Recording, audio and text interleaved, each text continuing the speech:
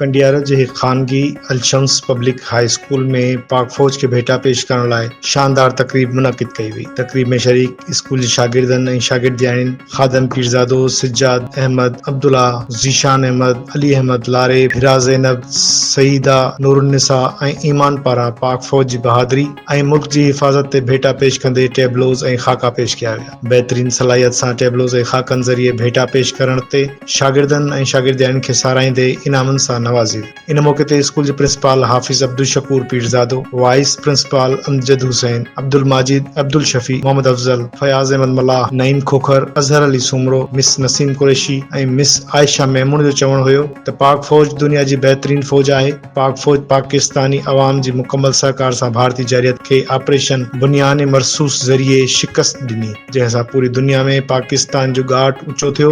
भारत हाणे कंहिं बि अॻराई खां पहिरियां ऑपरेशन बुनियान मरसूस खे ज़रूर यादि कंदो। असां हिकु भेरो ॿीहर ॿुधाईंदड़ कंडियारो जी अलशम्स पब्लिक हाई स्कूल में शागिर्दनि ऐं शागिर्दियुनि पारां पाक फौज खे ज़बरदस्त भेटा पेश कई वई आहे।